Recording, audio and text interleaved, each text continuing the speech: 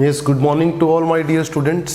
हम क्या स्टार्ट करने जा रहे हैं, एक सूडो फोर्स का एग्जांपल लेकर आया हूँ आपके लिए, ठीक है ना। इसको डील करेंगे, कैसे डील करना है, इंपॉर्टेंट एग्जांपल है, आपको आना चाहिए कि कैसे डील करते हैं इस टाइप के क्वेश्चन को, ठीक है। क्या एग्जांपल है, ये एक सरफेस है, हॉरिजॉन्टल सरफेस, ठीक है ना। इस पर एक वेज पड़ा है, इस वेज का वेज कितने मास का है, 5 kg का है, ठीक है। ब्लॉक इसके ऊपर है 2 kg मास का, ठीक है, और इंक्लाइंड है थीटा एंगल से। और इस वेज से, इस पॉइंट से हमने एक स्ट्रिंग कनेक्ट कर दी, ये पुली के ऊपर से निकलती हुई ये स्मॉल m का मास का ब्लॉक जो है वो हैंग हो रहा है इससे, ठीक है। मुझे क्या बताना है, फाइंड मैग्नीट्यूड ऑफ m, इस स्मॉल m का मैग्नीट्यूड बताना है कि क्या हो सच दैट 2 kg, ये 2 kg वाला 5 kg के ऊपर किस पे रहे, रेस्ट पोजीशन पे रहे, 2 kg वाला 5 kg के ऊपर मूव ना करे, ठीक है ना। और ये थीटा एंगल गिवन है हमें बेटा 30 डिग्री, थीटा एंगल गिवन है 30 डिग्री, ठीक है। याद करो, हमने ऐसा एक क्वेश्चन सिंपल वाला करा है। जो हमने कौन सा क्वेश्चन किया था याद करो, एक मैंने आपको ऐसा क्वेश्चन कराया था कि एक वेज है, आपको याद कराता हूँ, ये थीटा एंगल है, ये एक स्मॉल m मास का ब्लॉक है। याद करो आप कि इस पर कितना फोर्स लगाऊँ, इस पर कितना फोर्स लगाऊँ कि ये मूव ना करे। इसके रिस्पेक्ट में आंसर आया था m + mg tan theta, m + mg tan theta आया था कि नहीं आया था आंसर, ठीक है। वही कुछ ट्रिक यहाँ पर लगेगी। यहाँ पर क्या होगा बेटा, नीचे होगा mg, ठीक है, इधर होगा टेंशन, फिर इधर टेंशन, फिर इधर टेंशन और फिर इधर टेंशन।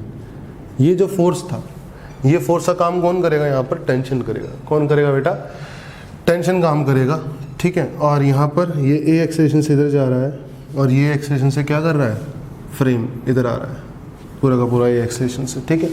और इसके रिस्पेक्ट में ये मूव नहीं कर रहा, ठीक है, इसके रिस्पेक्ट में ये मूव नहीं कर रहा। अब ध्यान से देखेंगे, इसको चलाने वाला कौन है नीचे, mg, रोकने वाला कौन है, t = ma। सही बात है, पक्का। अब अगर ये इसके ऊपर रेस्ट पे है तो ये सारा का सारा ये पूरा एक ही बॉडी मान सकते हैं, हम पूरे को एक ही बॉडी मान सकते हैं।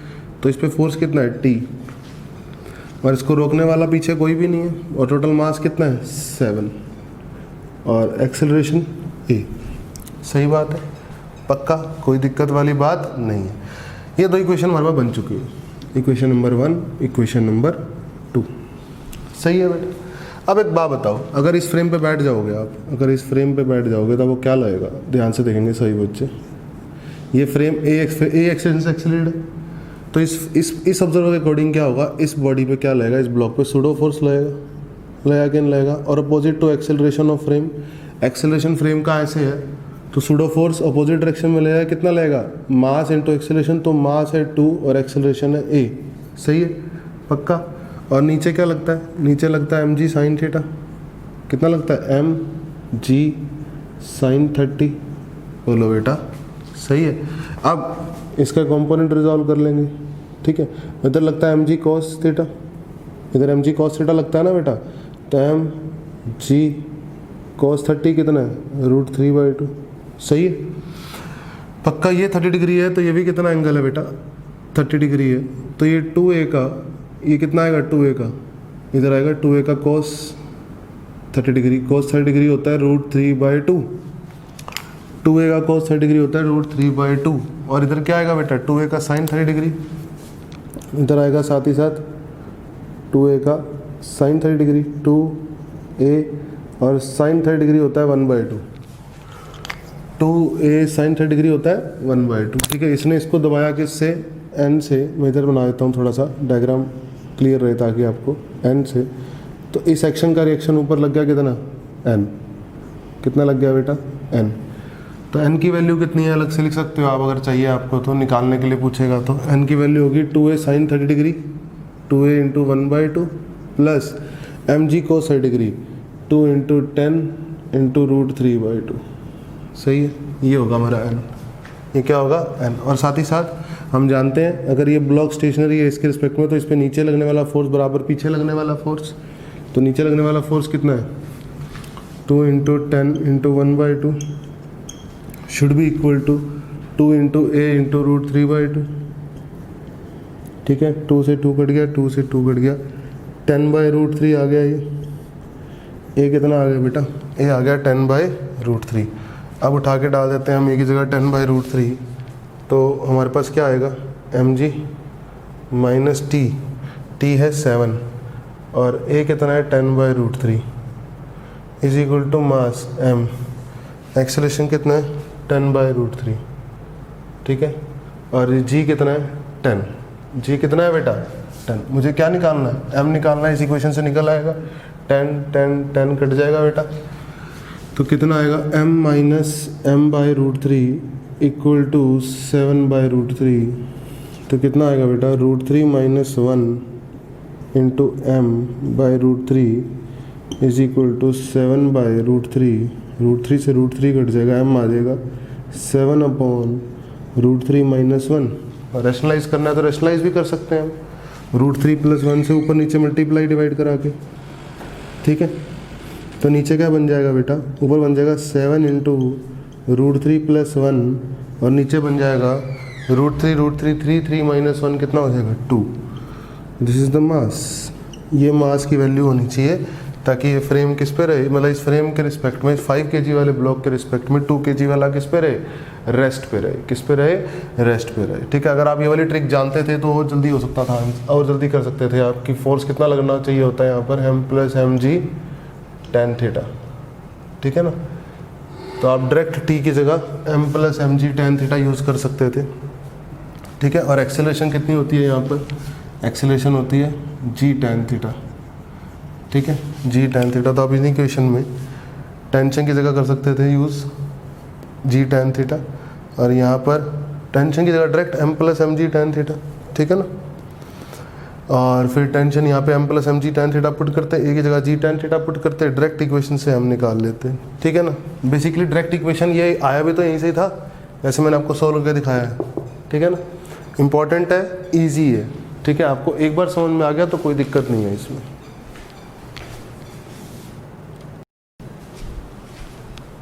ओके बच्चों, हम क्या स्टार्ट करने जा रहे हैं, फ्रिक्शन स्टार्ट करने जा रहे हैं, तो फ्रिक्शन के बारे में थोड़ी सी हम थ्योरी लिखेंगे, तो स्टार्ट कीजिए आप। थ्योरी में सबसे पहले लिखिए friction, the force which opposes motion, the force which opposes motion, which opposes relative motion लिखो, विच अपोजेज रिलेटिव मोशन और have tendency to oppose relative motion, और have tendency to oppose relative motion is called friction, is called what, friction, ठीक है बेटा। friction is categorized in two parts, friction is categorized in two parts, dry friction and wet friction, dry friction and wet friction,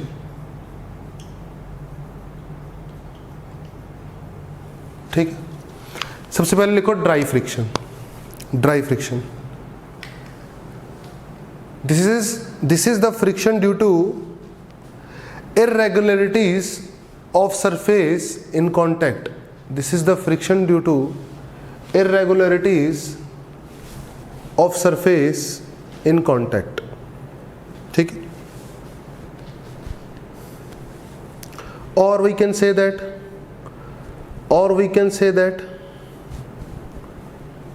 this is the friction due to roughness, this is the friction due to roughness of surfaces, or we can say that this is the friction due to roughness of surfaces, full stop। इसी में थोड़ा और आगे लिखो, due to roughness and irregularities, due to roughness and irregularities of surface in contact, of surface in contact,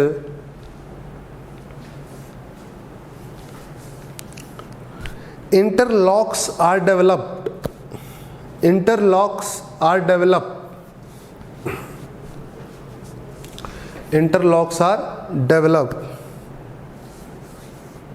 which opposes relative motion between surfaces, which opposes relative motion between surfaces,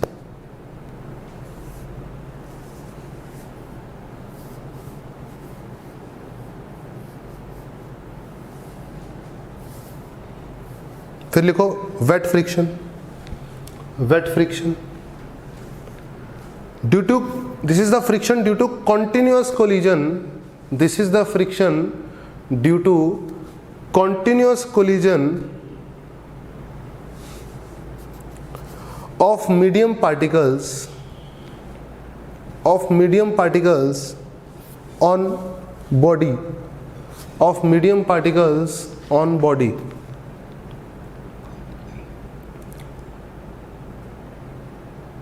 ठीक है, इसके example में लिख लो air friction, air friction. ठीक है, फिर लिखो, अभी समझाता हूँ, सारा समझाता हूँ, चिंता मत करो। ठीक है, पहले चलो देख ही लो होता क्या है। जैसे मान लो पहले आपको वेट फ्रिक्शन आसान है, वेट फ्रिक्शन तो 1 मिनट का, वो हमें पढ़ना भी नहीं है अभी फिलहाल, हमने ड्राई फ्रिक्शन पढ़ना है। ठीक है ना, वेट फ्रिक्शन 1 मिनट बता देता हूँ पहले तो। वेट फ्रिक्शन क्या होता है, जैसे मान लो ये बॉल है, ठीक है, ये बॉल ड्रॉप करी आपने, बॉल की स्पीड है v, किसी इंस्टेंट पे किसी हाइट से ड्रॉप करा आपने इस बॉल को, किसी हाइट से इस बॉल को क्या करा आपने, ड्रॉप कर दिया। तो यहाँ से यहाँ आते हुए बॉल पे थ्रू आउट एयर के मॉलिक्यूल्स हैं, एयर के मॉलिक्यूल्स थ्रू आउट इस बॉल पे क्या करेंगे, क्या करेंगे बेटा, कोलिजन करेंगे। कोलिजन करने की वजह से एक रेजिस्टेंस देंगे इसको, इसके मोशन को क्या देंगे, एक रेजिस्टेंस देंगे। ठीक है, अब और ये नेट जो अपोजिशन होता है वो किसके अगेंस्ट होता है, अगेंस्ट मोशन। अगर नीचे वेलोसिटी है तो हम बोलेंगे एयर का फ्रिक्शन या एयर रेजिस्टेंस कहाँ लगेगा, उससे अपोजिट। ठीक है, तो ये हो गया friction force, air friction, air friction. ठीक है बेटा, कॉन्टिन्यूअस कोलिजन हो रहा है मीडियम पार्टिकल्स का, किसके ऊपर, बॉडी के ऊपर, जिसकी वजह से बॉडी के मोशन में, बॉडी का मोशन क्या हो रहा है, अपोज हो रहा है, जिसकी वजह से बॉडी का मोशन क्या हो रहा है, अपोज हो रहा है, रिटार्ड हो रहा है। ठीक है, ये तो हो गया वेट फ्रिक्शन, ये तो हम जानते ही थे। अब आ जाओ ड्राई फ्रिक्शन पे। ड्राई फ्रिक्शन हमेशा होता है इरेगुलरिटीज़ की वजह से। देखो मैं आपको संग से समझाता हूँ। जैसे मान लो कि ये सरफेस है और इस सरफेस के ऊपर ये ब्लॉक पड़ा है, इस सरफेस के ऊपर क्या पड़ा है, ये ब्लॉक पड़ा है। तो आपको ये ब्लॉक दिखाई दे रहा है और सरफेस दिखाई दे रहा है, आपको सरफेस दिखाई दे रहा है प्लेन, लेकिन जब माइक्रोस्कोपिक पॉइंट ऑफ व्यू से बात होगी तो सरफेस कुछ ऐसा होगा। ये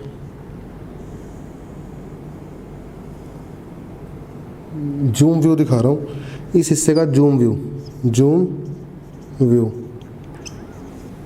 दिखा रहा हूँ इस हिस्से का बेटा मैं। ठीक है ना, और ये होगा मेरा ब्लॉक का सरफेस। ठीक है ना, ये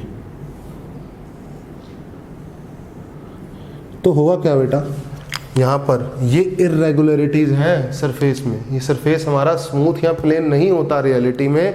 माइक्रोस्कोपिक से देखेंगे, माइक्रोस्कोपिक पॉइंट ऑफ व्यू से बात करेंगे तो हमारा सरफेस स्मूथ नहीं होता। ठीक है ना, तो इसका मॉलिक्यूल, इसका मॉलिक्यूल, इसका मॉलिक्यूल, इसका मॉलिक्यूल, इसका मॉलिक्यूल, इसका मॉलिक्यूल, ये आपस में सारे मॉलिक्यूल्स क्या हैं, इंटरलॉक्ड है रफनेस की वजह से। क्या है ये, इंटरलॉक्ड है। ठीक है, तो बेसिकली मॉलिक्यूल मॉलिक्यूल इंटरेक्शन है, मॉलिक्यूल क्या है, इंटरेक्शन है। मॉलिक्यूल इंटरेक्शन होने की वजह से ये फ्रिक्शन फोर्स इलेक्ट्रोमैग्नेटिक कहा जा सकता है। क्या कहा जा सकता है, इलेक्ट्रोमैग्नेटिक इन नेचर। ठीक है, आपको पता होना चाहिए। ये आपस में इंटरेक्शन है, मॉलिक्यूल लॉकिंग हो रखी है। क्या हो रखी है, लॉकिंग हो रखी है। सही है बेटा, कोई दिक्कत वाली बात नहीं है। तो मान लो कि क्वेश्चन में गिवन ये है कि ये मैं फोर्स लगा रहा हूँ इस पे F, ठीक है, और force required to break locking, force required to break locking is, let us suppose, 6 Newton. Is what? 6 Newton.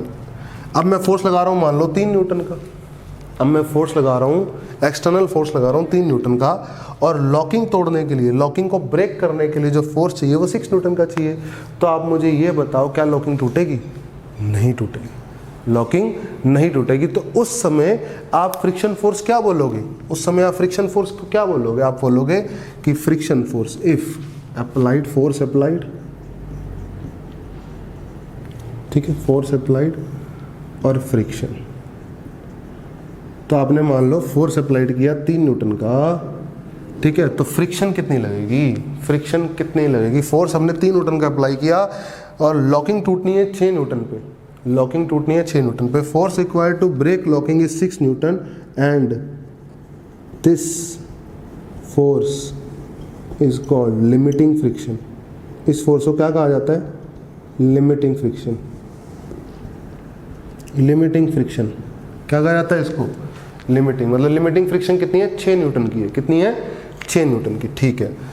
अब मैंने फोर्स लगाया 3 न्यूटन का, अब मैंने 3 न्यूटन का अगर फोर्स लगाया और ये ब्लॉक नहीं चल रहा तो इसका मतलब क्या है, इसका मतलब ये है कि 3 न्यूटन का मैंने एक्सटर्नल फोर्स लगा रखा है और पीछे से सरफेस इसको फ्रिक्शन प्रोवाइड कर रहा है, इस ब्लॉक को सरफेस क्या प्रोवाइड कर रहा है, इसको फ्रिक्शन। और अगर ये ब्लॉक नहीं चल रहा तो ये फ्रिक्शन सरफेस कितनी प्रोवाइड कर रहा है, 3 न्यूटन की प्रोवाइड कर रहा है, कितनी प्रोवाइड कर रहा है, 3 न्यूटन की। फ्रिक्शन ने अपने आप को क्या कर लिया, self adjust, friction is self adjustable, friction ने अपने आप को सेल्फ एडजस्ट कर लिया, क्या कर लिया, सेल्फ एडजस्ट। 6 न्यूटन से कितना बना लिया, 6 न्यूटन तो लिमिटिंग फ्रिक्शन है, 6 न्यूटन क्या है, लिमिटिंग फ्रिक्शन। अब आप कहोगे सर 6 न्यूटन लग जाता यार, तो 6 न्यूटन लग जाता तो फेल भी तो रहता कि आगे तो 3 लग रहा है, पीछे 6 लग रहा है, पीछे 6 लग रहा है तो पीछे चल नहीं पड़ेगा क्या, अगर पीछे 6 लगा दोगे तो इसका मतलब क्या है, पीछे चल पड़ा। और फ्रिक्शन का काम क्या है, रिलेटिव मोशन को अपोज करना, मोशन को अपोज करना फ्रिक्शन का काम है, ठीक है ना। तो फ्रिक्शन अपने आप को सेल्फ एडजस्ट करके कितना बना लेगा, 3 न्यूटन बना लेगा। और फ्रिक्शन का टाइप रहेगा स्टैटिक, क्या रहेगा, स्टैटिक। स्टैटिक मतलब स्टैटिक फ्रिक्शन तब तक लगती है जब तक ब्लॉक चलता नहीं है, जब तक ब्लॉक सरफेस के ऊपर चलता नहीं है, जब तक लॉकिंग नहीं टूटती तब तक जो भी फ्रिक्शन लगेगी वो स्टैटिक होगी। और जब लॉकिंग टूटने वाली है, जब लॉकिंग टूटने वाली है उस समय जो फ्रिक्शन लगती है वो कौन सी लगती है, force required to break locking. कब टूटेगी लॉकिंग, जब इतना ही फोर्स लगेगा, तो इस समय फ्रिक्शन कौन सी होगी, लिमिटिंग फ्रिक्शन। इस समय फ्रिक्शन कौन सी होगी, जो लग रही होगी, लिमिटिंग फ्रिक्शन। और स्टैटिक कब तक लगेगी, लिमिटिंग से पहले, लॉकिंग टूटने से पहले जो भी फ्रिक्शन लग रही है वो सारी क्या कहलाएगी, स्टैटिक कहलाएगी। और एक बार लिमिटिंग फ्रिक्शन मतलब लॉकिंग टूट गई, लॉकिंग टूट गई तो ये ब्लॉक चलना शुरू हो गया, तो ब्लॉक चलना शुरू हो गया। एक बार ब्लॉक चलना शुरू हो गया तो फ्रिक्शन कौन सी लगेगी, तब फ्रिक्शन पिक्चर में आएगी काइनेटिक। कौन सी फ्रिक्शन आएगी, काइनेटिक। जब मोशन हो रहा होता है, जब लॉकिंग टूट जाती है तो फ्रिक्शन कौन सी आती है पिक्चर में, काइनेटिक आती है। कौन सी आती है, काइनेटिक। खैर, अब मान लो मैंने 4 न्यूटन का फोर्स लगाया, 4 न्यूटन का फोर्स लगाया तो क्या होगा, फ्रिक्शन अपने आप को सेल्फ एडजस्ट करेगी, दोबारा स्टैटिक होगी, लॉकिंग नहीं टूट रही ना, लॉकिंग नहीं टूट रही। मान लो मैंने लगाया 5.9 न्यूटन का, अभी भी लॉकिंग नहीं टूट रही, लॉकिंग तो 6 न्यूटन पे टूटनी है, तो अभी भी फ्रिक्शन स्टैटिक है। और कितनी लग रही है, इसमें 3 लग रही है, इसमें 4 लग रही है, इसमें 5.9 लग रही है, सेल्फ एडजस्ट कर रही है अपने आप को। अब मैंने फोर्स लगा दिया मान लो 6 न्यूटन का, ये 6.1, 6 पे तो लिमिटिंग हो जाएगा, चलो 6 भी लिख लेते हैं, 6 न्यूटन का। तो फ्रिक्शन लगेगी लिमिटिंग, और कितनी लगेगी, 6 न्यूटन। सही है, सही है। अब अगर मैंने लगाया 6.1 न्यूटन का फोर्स, तो अब फ्रिक्शन काइनेटिक लगेगी, अब फ्रिक्शन क्या लगेगी, काइनेटिक लगेगी। और अगर इसमें गिवन हो कि व्हेन लॉकिंग इज ब्रेक, जब लॉकिंग ब्रेक हो जाएगी, then surface will provide 5.2 newton friction.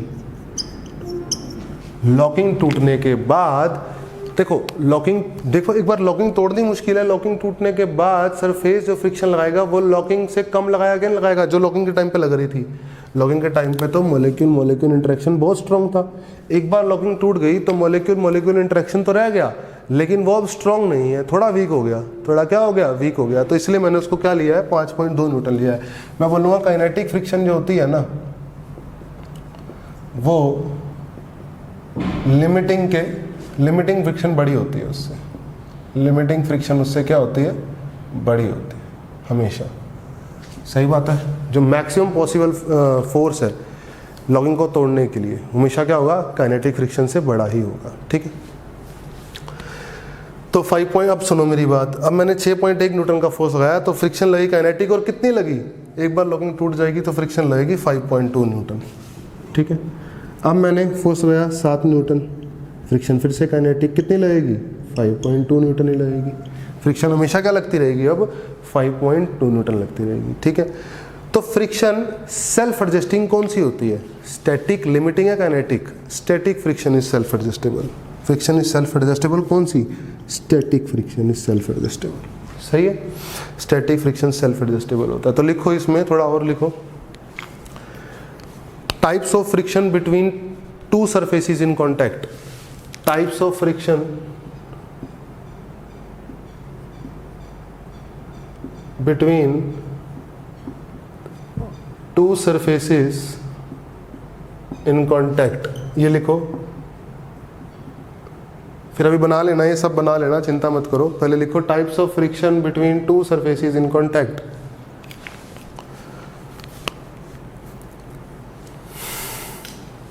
There are 3 types of friction.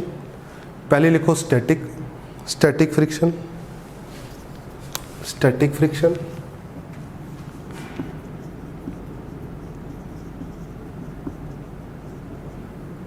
Limiting friction,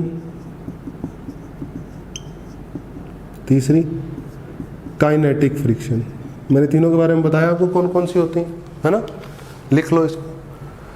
types of friction between two surfaces in contact, there are 3 types of friction, static, limiting and kinetic. Static में लिखो, static friction acts when body is at rest. Static friction acts when body is at rest, and body is at rest. Limiting friction, limiting friction, it is the maximum limit of static friction. It is the maximum limit. किसकी maximum limit है ये, static की, सही बात है ना। It is the maximum limit of static friction. Kinetic friction, it acts when body is in motion. It acts when body is in motion. सही है बेटा। आप इतना लिखने के बाद ये डायग्राम वगैरह बना सकते हैं, ठीक है ना। उसके बाद मैं आगे पढ़ाता हूँ। ओके बच्चों, हम लॉ ऑफ फ्रिक्शन पढ़ेंगे। क्या पढ़ेंगे, लॉ ऑफ फ्रिक्शन। ये कहता है बेटा, ये कहता है कि फ्रिक्शन फोर्स लगता है ना, जैसे मान लो कि कोई ये सरफेस है और सरफेस के ऊपर एक ब्लॉक पड़ा है, ठीक है, और ब्लॉक इधर मूव कर रहा है, या फिर ऐसे समझो कि और हैव टेंडेंसी टू मूव, इधर ही टेंडेंसी है मूव करने की, टू मूव। सही बात है। तो फ्रिक्शन का काम क्या है, फ्रिक्शन का काम है अपोज करना। फ्रिक्शन का काम है अपोज करना मोशन को, यहाँ टेंडेंसी जहाँ होने चाह रही है उसको अपोज करना, ठीक है ना। तो इस केस में तो आपको साफ दिखाई दे रहा है कि अगर मैं फ्री बॉडी डायग्राम बनाऊँ, ठीक है, तो ये m मास का ब्लॉक है, तो मैं करूँगा एक ऐसे पकड़ लो, 2 पॉइंट्स पकड़ लेते हैं, 2 पॉइंट्स पकड़ लेते हैं। इस पॉइंट के रिस्पेक्ट में ये पॉइंट कहाँ जाना चाह रहा है, इस पॉइंट के रिस्पेक्ट में ये पॉइंट कहाँ जाना चाह रहा है, आगे। तो ये पॉइंट इसको फ्रिक्शन कहाँ प्रोवाइड करेगा, पीछे। और इस सेक्शन का रिएक्शन इस पे क्या लगेगा, आगे। बोलो समझ में आती है इतनी बात, सही है। और दूसरी बात, इस पे ग्राउंड पे क्या लग रहा है, n, तो उस सेक्शन का रिएक्शन ऊपर क्या लग रहा है, n, ठीक है ना, और mg तो लग ही रहा है। अब फ्रिक्शन भी कॉन्टैक्ट फोर्स है, नॉर्मल, ये नॉर्मल कॉन्टैक्ट फोर्स है, ये फ्रिक्शन भी कॉन्टैक्ट फोर्स है। तो आपसे कभी कभी बोलता है कि टोटल कॉन्टैक्ट फोर्स गिवन करेगा, वो टोटल कॉन्टैक्ट फोर्स होगा R। कितना होगा, R। तो R क्या है, कॉन्टैक्ट फोर्स है, और वो कितना है, √n² प्लस f²। समझे, सही है बेटा। और अगर मान लो, डायरेक्शन के बारे में बता रहा हूँ मैं फिलहाल, कुछ पॉइंट्स बता रहा हूँ। जैसे मान लो ये 2 ब्लॉक हैं, एक ब्लॉक ये है और एक ब्लॉक ये है, समझो, ठीक है, और ये ग्राउंड है। यहाँ भी फ्रिक्शन है, यहाँ भी फ्रिक्शन है, ठीक है। ये ब्लॉक मूव कर रहा है मान लो 2 मीटर पर सेकंड से इधर, और ये ब्लॉक मूव कर रहा है मान लो 4 मीटर पर सेकंड से इधर। ये ए ब्लॉक है, ये बी ब्लॉक है। तो फ्रिक्शन कौन कौन सी कहाँ कहाँ लगेगी ये देख लेते हैं, ठीक है। इन दोनों सरफेस के बीच में जो फ्रिक्शन लगेगी मान लो वो F1 है, इन दोनों सरफेस के बीच में जो फ्रिक्शन लगेगी वो F2 है। ठीक है, तो कैसे लगेगी ये देख लेते हैं। हम फ्री बॉडी डायग्राम बनाएंगे। एक ये बनाया, एक ये ब्लॉक बनाया, एक ग्राउंड बनाया। बोलो सही बात है। हम पॉइंट्स लेंगे, एक पॉइंट ये लिया, एक पॉइंट ये लिया, एक पॉइंट ये लिया, एक पॉइंट ये लिया। सही है। देखो ये ब्लॉक जा रहा है 2 मीटर पर सेकंड से, ये ब्लॉक जा रहा है 4 मीटर पर सेकंड से। ध्यान से देखो, ठीक है। तो इस पॉइंट के अकॉर्डिंग ये ब्लॉक, ये वाला पॉइंट कहाँ जा रहा है? इस पॉइंट के अकॉर्डिंग ये पॉइंट कहाँ जा रहा है? ये पॉइंट तेज भाग रहा है, ये पॉइंट तेज भाग रहा है, नीचे वाला पॉइंट तेज भाग रहा है। तो इसके अकॉर्डिंग ये पॉइंट आगे जा रहा है, तो ये इसको फ्रिक्शन कहाँ देगा? पीछे। और कितनी देगा? F1। और इस एक्शन का रिएक्शन इसको कहाँ मिलेगी? F1। ठीक है। अब देखो इस वाले ब्लॉक की स्पीड 2 से ज़्यादा बढ़ेगी, फ्रिक्शन उसी डायरेक्शन में लग रहा है, और इस वाली ब्लॉक की स्पीड 4 से कम होगी। तो बेसिकली फ्रिक्शन रिलेटिव मोशन को कम करना चाहता है। इनके बीच में गैप था 2 और 4, ये थी 2 और ये थी 4। फ्रिक्शन चाहेगा इसकी स्पीड बढ़े और इसकी क्या करे? घटे। सही है। अब इन दोनों में बात करूं तो ये पॉइंट इस पॉइंट के रिस्पेक्ट में ये पॉइंट आगे जा रहा है, तो फ्रिक्शन कहाँ लगेगी? पीछे। कितनी? F2। और इस एक्शन का रिएक्शन कहाँ लगेगा? आगे, F2। डायरेक्शन देख लोगे फ्रिक्शन की? डायरेक्शन देख पाओगे बेटा? डायरेक्शन सीख गए? एक एग्जांपल और ले लो डायरेक्शन के लिए, एक एग्जांपल और ले लो। मान लो एक ब्लॉक ये है, ये जा रहा है 5 मीटर पर सेकंड से, फिर इसके नीचे एक और ब्लॉक है, वो जा रहा है मान लो इधर 2 मीटर पर सेकंड से। इसके नीचे एक ब्लॉक और है मान लो, वो जा रहा है इधर 3 मीटर पर सेकंड से। और नीचे क्या है? सरफेस है। नीचे क्या है? सरफेस। इन दोनों, ये ए ब्लॉक, ये बी ब्लॉक, ये सी ब्लॉक, इन दोनों ब्लॉक से जो फ्रिक्शन है वो लगनी है F1, इन दोनों ब्लॉक से जो लगनी है वो F2। ग्राउंड और इस ब्लॉक के जो फ्रिक्शन लगनी है वो लगनी है F3। तो मुझे डायरेक्शन बतानी है कहाँ कहाँ फ्रिक्शन लगेंगी। ठीक है, तो कैसे हैंडल करेंगे आप डायरेक्शन को? देखेंगे आप डायरेक्शन को कैसे हैंडल करेंगे, देखिए ज़रा ध्यान से। फिर से फ्री बॉडी डायग्राम बना लेंगे। ये बना लिया पहला ब्लॉक, ये बना लिया दूसरा ब्लॉक, और ये बना लिया तीसरा ब्लॉक, और ये बना लिया ग्राउंड। ध्यान से देखें, गड़बड़ नहीं होनी चाहिए। इसका नाम A, इसका नाम B, इसका नाम C। ये पॉइंट बना लो, ये पॉइंट बना लो, ये पॉइंट बना लो, ये पॉइंट बना लो, ये पॉइंट बना लो, और ये पॉइंट बना लो। बना लिए? ये जा रहा है इधर 5 की स्पीड से, ये जा रहा है इधर 2 की स्पीड से, सॉरी हाँ 2 की स्पीड से, और ये इधर जा रहा है 3 की स्पीड से। देखो ध्यान से, इस पॉइंट को क्या लग रहा है? ऊपर वाला पॉइंट कहाँ जा रहा है? इस पॉइंट को क्या लग रहा है? खुद तो 2 से इधर जा रहा है, और ये 5 से उधर जा रहा है, तो इसको लग रहा है ये उधर जा रहा है 7 से। अरे बोलो सही है, उधर जा रहा है, तो फ्रिक्शन कहाँ लगेगी? इधर F1। इस एक्शन का रिएक्शन इधर F1। समझ में आया? बोलो। अब इसको देखो, इस पॉइंट को क्या लग रहा है? ये पॉइंट कहाँ जा रहा है? खुद आगे 3 से जा रहा है, और ये पीछे जा रहा है रियलिटी में 2 से, तो इसको लग रहा है ये पीछे जा रहा है 5 से, पीछे जा रहा है, तो फ्रिक्शन कहाँ लगेगी? इस पे आगे, F2। तो इस एक्शन का रिएक्शन इधर F2। इस पॉइंट को कहाँ लग रहा है? ये पॉइंट आगे जा रहा है, तो इस पॉइंट पे फ्रिक्शन कहाँ लगेगी?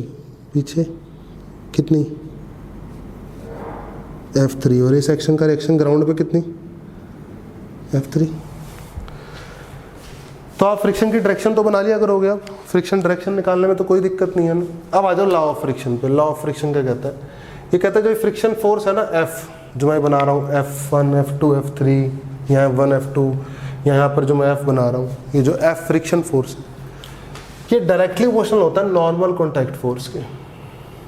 ये डायरेक्टली प्रोपोर्शनल होता है नॉर्मल कॉन्टैक्ट फोर्स के। जितना ज़्यादा नॉर्मल कॉन्टैक्ट फोर्स होगा उतना ही ज़्यादा लॉकिंग मजबूत होगी। ऑब्वियस सी बात है। अगर बाहर ज़्यादा पड़ेगा, जैसे मान लो ये मार्कर है, ये मार्कर मैंने अपने हाथ पे रख दिया, ठीक है, और इस पर फोर्स लगा रहा हूँ, चल रहा है, सही बात। अब मैंने इस मार्कर को ऊपर से दबा भी दिया, इस मार्कर को ऊपर से दबा दिया, अब फोर्स लगा रहा हूँ, ज़्यादा फोर्स चाहिए लॉकिंग तोड़ने के लिए क्योंकि ऊपर प्रेशर भी पड़ रहा है ना, बोलो लॉकिंग क्या हो रही है, और मजबूत हो रही है।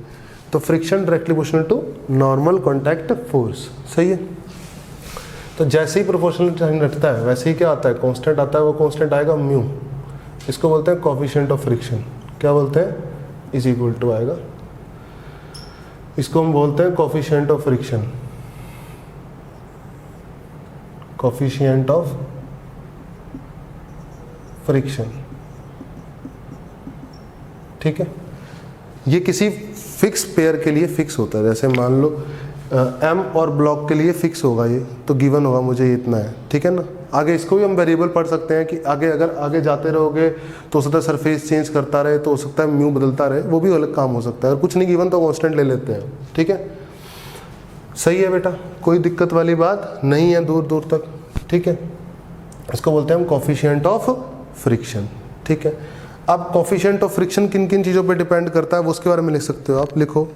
अच्छा एक बात और बता दूं मैं कि ये म्यू तो होता है, अब फ्रिक्शन भी दो तरह की होती है, एक होती है लिमिटिंग और एक होती है काइनेटिक, ठीक है ना। तो लिमिटिंग फ्रिक्शन की बात करेंगे, लिमिटिंग फ्रिक्शन। जब लिमिटिंग फ्रिक्शन की बात करेंगे, ये कौन सी फ्रिक्शन है जो लॉकिंग तोड़ने में काम आएगी, और ये कितनी होगी, limiting, mu s into N, यहाँ पर म्यू एस यूज होगा, mu s, static coefficient of static friction, mu s is what, coefficient of static friction use होगा, ठीक है। ये फिक्स होगा कुछ ना कुछ म्यू एस, उसके अकॉर्डिंग मैं सॉल्व करूंगा और क्या निकालूंगा, लिमिटिंग फ्रिक्शन निकालूंगा, ठीक है। फिर एक होता है काइनेटिक फ्रिक्शन, स्टैटिक तो सेल्फ एडजस्टिंग है ना, स्टैटिक फ्रिक्शन तो सेल्फ एडजस्टिंग है, ठीक है ना। काइनेटिक फ्रिक्शन एफ के, वो होता है म्यू के इंटू एन, म्यू के इंटू एन। ये म्यू के क्या होता है, कोफिशिएंट ऑफ काइनेटिक फ्रिक्शन। अच्छा मैंने आपको एक बात बताई थी कि कौन सी फ्रिक्शन प्रैक्टिकली एक्सपेरिमेंटली ज़्यादा होती है, लिमिटिंग या काइनेटिक, लिमिटिंग। लिमिटिंग होगी म्यू एस एन, काइनेटिक होगी म्यू के एन। तो रियलिटी में कौन ज़्यादा होना चाहिए, म्यू एस बड़ा होना चाहिए म्यू के से, म्यू एस किससे बड़ा होना चाहिए, म्यू के से। और अगर क्वेश्चन में म्यू एस म्यू के अलग अलग नहीं दे रखा, क्वेश्चन में सिर्फ गिवन है कि म्यू दे रखा है आपको 0.2, मान लो ये गिवन है आपको क्वेश्चन में, म्यू दे रखा है आपको कितना 0.2, क्वेश्चन में मान लो ऐसे गिवन है, तो ये इसका मतलब ये है कि यही स्टैटिक है, यही लिमिटिंग फ्रिक्शन है, स्टैटिक फ्रिक्शन कोफिशिएंट है, और यही काइनेटिक फ्रिक्शन कोफिशिएंट है, समझे, सेम लोग है। अगर क्वेश्चन में अलग अलग गिवन है कि म्यू एस है भैया, एक क्वेश्चन है इसमें म्यू एस तो है 0.3 और म्यू के है 0.25, ऐसे गिवन है, तो आप अलग अलग लोगे, तो आप क्या करोगे, अलग अलग लोगे। यहाँ पर लिमिटिंग भी यही म्यू यूज करोगे, स्टैटिक भी यही यूज करोगे, अगर एक ही गिवन है तो। अलग अलग गिवन है तो लिमिटिंग के लिए यूज करोगे और काइनेटिक के लिए ये वाली फ्रिक्शन यूज करोगे, जैसे मैंने आपको सिखाया है, ठीक है ना। तो लिख लो वैल्यू ऑफ म्यू के, कुछ पॉइंट्स लिखवा रहा हूँ, लिख लो। वैल्यू ऑफ म्यू के is always less than, value of mu के is always less than mu s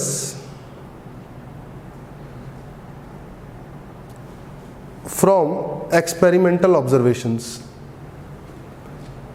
from experimental observations। next point लिखो, if only coefficient of friction mu is given, if only coefficient of friction mu is given, अगर एक ही coefficient of friction given, if only coefficient of friction mu is given, then take assumption mu s equal to mu k equal to k, mu, take assumption mu s equal to mu k equal to mu,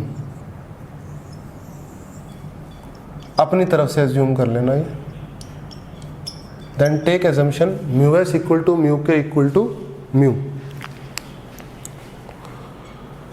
और लिखो next point, value of mu s and mu k, value of mu s and mu के, ये mu S और mu के किस पे depend करते हैं ना, वैल्यू ऑफ म्यू एस और म्यू के is independent of surface area, is independent of surface area.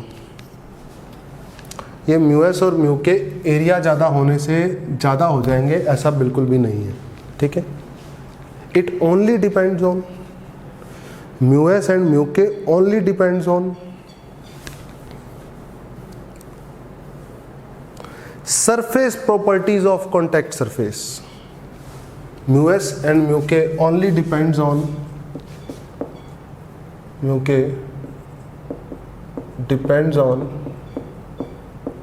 surface properties of contact surface, ठीक है। Next point,